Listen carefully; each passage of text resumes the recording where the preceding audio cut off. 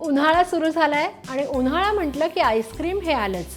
आज मी तुम्हाला एक वेगळ्या प्रकारचं आईस्क्रीम म्हणजेच फ्रूट पॉप्सिकल करून दाखवणार आहे.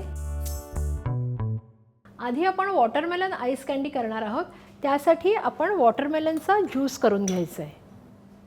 त्यात आपण 2 चमचे साखर घातलेली आहे, चिमूटभर मीठ आणि 1 टीस्पून एवढा लिंबाचा रस घालायचा आहे आणि हे आपण आता ग्राइंड करून घेणार आहोत. आपला ज्यूस तयार आहे. आता आपण तो गाळून घेणार आहोत.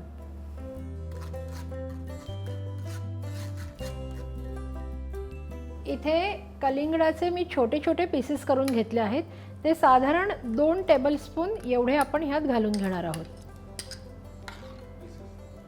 आपल्या वॉटरमेलन आईस कँडीची तयारी झालेली आहे. आता आपण मँगो आईस कँडीची तयारी करून घेऊया. इथे मी एक मोठा आंबा बारीक फोडी करून घेतलेला आहे. तो आपण आता मिक्सरमध्ये घालूया आणि ह्याचा पल्प करून घेऊया. पण हा आंबा एकदम गोड आहे त्यामुळे मी साखर घालत नाही आहे.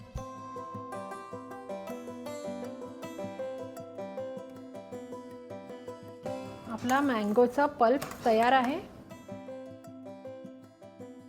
आता आपण असेंबल करूया. इथे मी किवीचे छोटे छोटे तुकडे करून घेतलेले आहेत. ते सगळ्यात आधी आपण खाली घालून घेणार आहोत. ते थोडेसे चमच्याने प्रेस करून घेऊया. आता हा जो वॉटरमेलनचा ज्यूस आपण बनवला होता तो आपण ह्याच्यात घालून घेणार आहोत.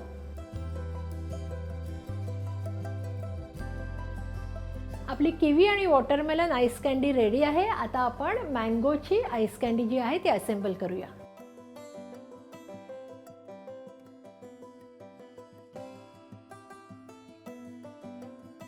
इथे मी दूध आटवून घेतलेलं आहे. हे 1 कप एवढं दूध होतं. त्यात 1 टेबलस्पून एवढी साखर घालून 1 कपाचं पाव कप एवढं दूध केलेलं आहे. आता आपण हे मिल्क ह्याच्यात ॲड करूया. आता ह्याच्यावरती पुन्हा मँगो पल्प घालूया.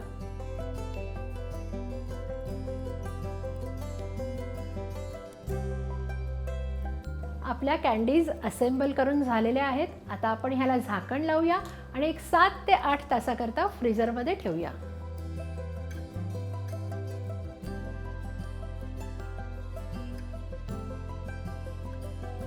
आपल्या आईस कँडीज रेडी आहेत. मुलांबरोबर मोठ्यांनाही नक्कीच आवडणार आहेत. तर करून पहा आणि कशा झाल्यात ते मला कळवायला विसरू नका. तर अशा छान छान थंडगार रेसिपीजसाठी पाहत राहा रुचकर मेजवानी.